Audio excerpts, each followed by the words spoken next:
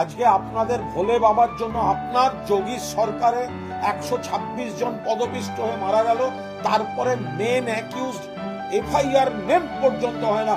নরেন্দ্র মোদীর লজ্জা, নরেন্দ্র মোদীর লজ্জা। তো যাকে কেন্দ্র করে কে এই ভোলে বাবা?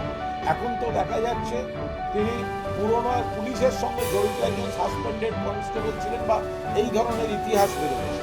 তাহলে যার বিরুদ্ধে একাধিক অভিযোগ রয়েছে, যাকে অতীতে এই ধরনের অভিযোগে গ্রেফতার হতে হয়েছে, সে হঠাৎ বেশ বদল করে সে ভোলে বাবা হয়ে গেল, গুরুদেব হয়ে গেল, আর তাকে ঘিরে একটা এই এত বড় ব্যবসা হচ্ছে। এটা উত্তরপ্রদেশ সরকার দেখছিল? এটা উত্তরপ্রদেশ সরকার, বিজেপির নেতারা বড় বড় কথা বলছেন, তারা এই নিয়ে কথা বলছেন না কেন? সংসদ চলছে, কেন প্রধানমন্ত্রী, কেন স্বরাষ্ট্রমন্ত্রী এই বিবৃতি দিচ্ছেন না?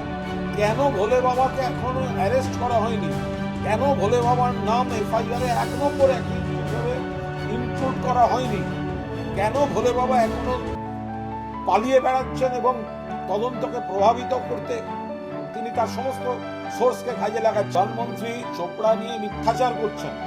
প্রধানমন্ত্রী চোপড়া নিয়ে মিথ্যাচার করছেন, চোপড়া একটা সামাজিক অপরাধ, সেখানে মমতা বন্দ্যোপাধ্যায় রাজধর্ম পালন করেছেন, মেইন অ্যাকিউজ অ্যারেস্ট হয়েছে, ওসি শোকজ হয়েছেন, প্রসিডিংস চলছে, তার সঙ্গে তদন্ত চলছে, নির্যাতিতাকে যথাযথ নিরাপত্তার ব্যবস্থা করা হয়েছে।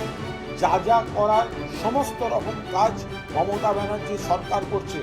প্রধানমন্ত্রী তিনি যদি চোপড়ার ঘটনা লোকসভায়, রাজ্যসভায় বা সংসদে তুলতে পারেন, উন্নাও, হাথরাস, প্রয়াগরাজ, গুজরাটের বিলকিস, মধ্যপ্রদেশ, মণিপুর চোখে দেখতে পাচ্ছেন না, তখন মুখ থেকে কথা বেরোয় না। আজকে আপনাদের ভোলে বাবার জন্য আপনার যোগী সরকারে 126 জন পদপিষ্ট হয়ে মারা গেল, তারপরে মেন অ্যাকিউজড এফআইআর নেম পর্যন্ত হয় না। নরেন্দ্র মোদীর লজ্জা। চোপড়া বা কোথাও যদি কোনো ঘটনা যেটা ঘটেছে নিন্দা করে মমতা ব্যানার্জির পুলিশ মেন অ্যাকিউজডকে গ্রেপ্তার করেছে, আর আপনার 126 জনের পদপিষ্টের ঘটনা, মেন অ্যাকিউজডকে এফআইআর নেম পর্যন্ত হয়নি। সেই নরেন্দ্র মোদী বড় বড় কথা বলতে